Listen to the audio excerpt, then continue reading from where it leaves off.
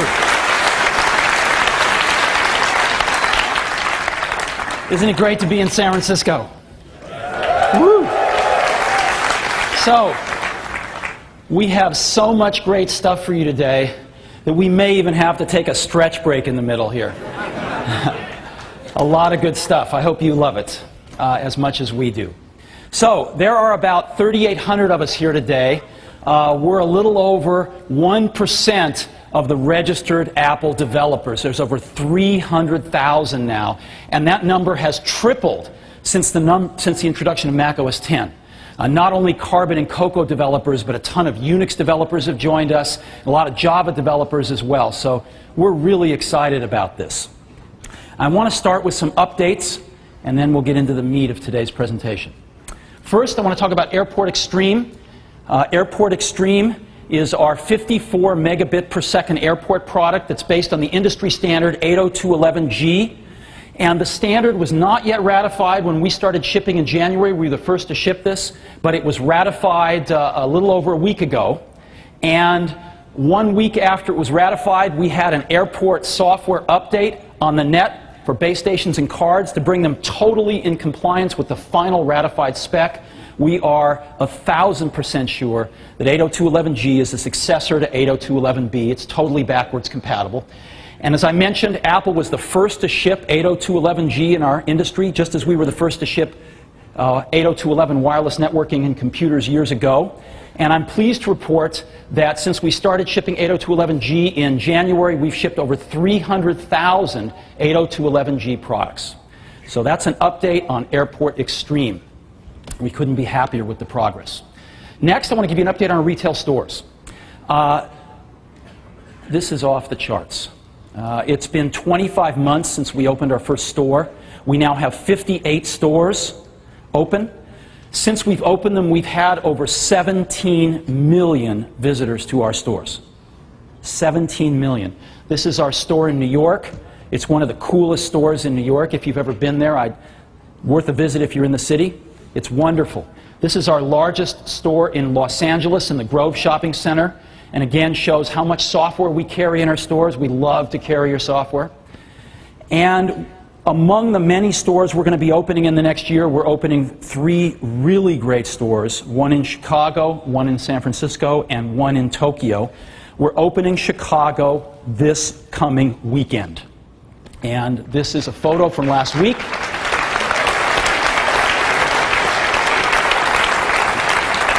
This is right on Michigan Avenue, which is the best shopping street in America outside of Fifth Avenue in New York. It's phenomenal. That Big Apple logo in the middle is actually a window that you can see right in, get some natural light on the second floor.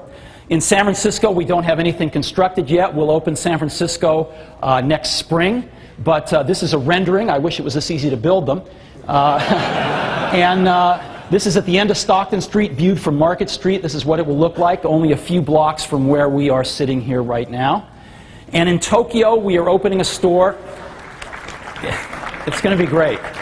In Tokyo, we are opening a store on the Ginza, which is the #1 shopping street in the world, and we're opening it early next year. And again, this is a rendering of what it will be.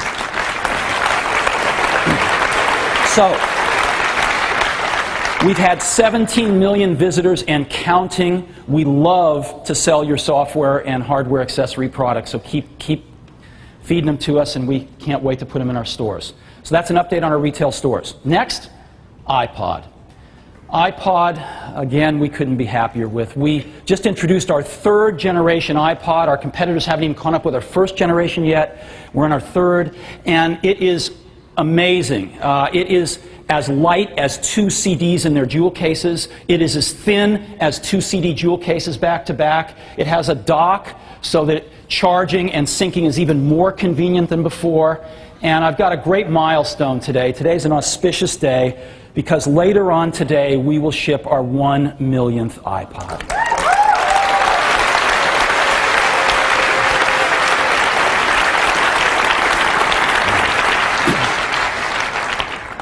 So, another great product for music, of course, iTunes 4.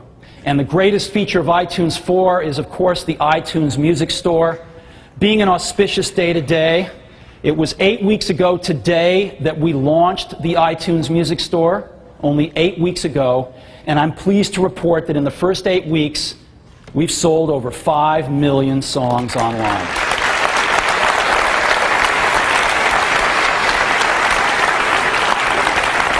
We crossed the 5 million mark this last Saturday, and we again are thrilled.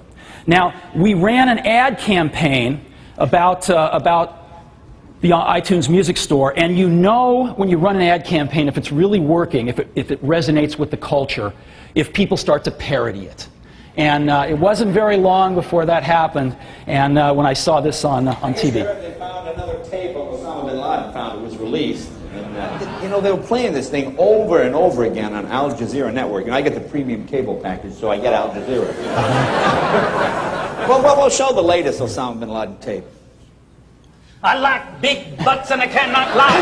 You work about those can't deny.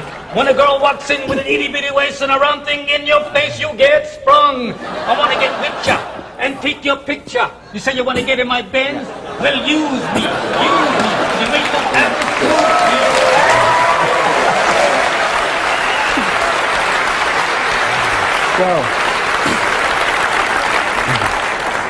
So, doesn't get any better than that.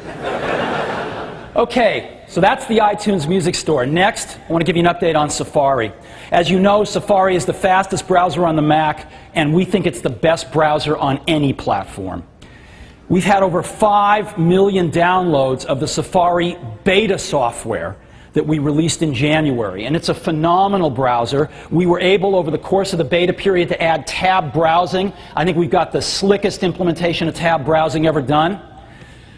It's been 6 months that we've had the beta software out there. You guys have given us a phenomenal number of comments. We've incorporated as many as we could in, and I think we've got an incredibly solid browser now. And so today we are declaring Safari 1.0.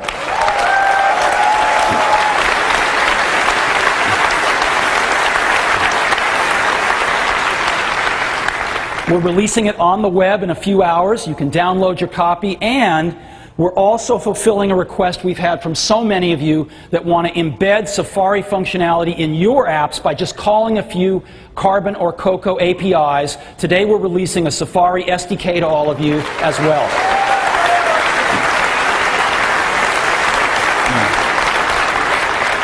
So that's Safari, and that concludes my updates. Now let's get right into it. I want to talk about Mac OS X. Mac OS X is doing really, really well. Let me show you. Over the last 2 years, we've gone from about 500,000 active users to 7 million active users of Mac OS X. And look at the slope of that curve. It's going up. We have 6,000 native Mac OS X apps. And again, let's take a look at the slope of this curve over the last 2 years, starting with under 1,000. It's accelerating. And this is obviously, these two are linked. And so we are over the crest of the hill of the Mac OS X transition, and we'll finish it up this year. And all I can say for all these apps is thank you. I know this has been a lot of work for some of you, as any major OS transition is, and you guys have really come through, and we are just about through with this, and we've got a kick-ass OS. So thank you.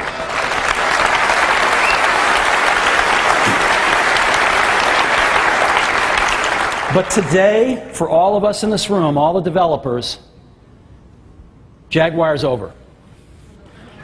Because today, we're going to preview Panther for you, the next major release of Mac OS X, version 10.3. Its name is Panther, and it's the 4th major release of Mac OS X, following Cheetah, Puma, and Jaguar. In Panther, there are over 100 major new features. We're not going to have time to go over all of them today, but I want to cover a few of them with you. And I think you'll agree it's a stunning release. First, let's start off with Unix. As you know,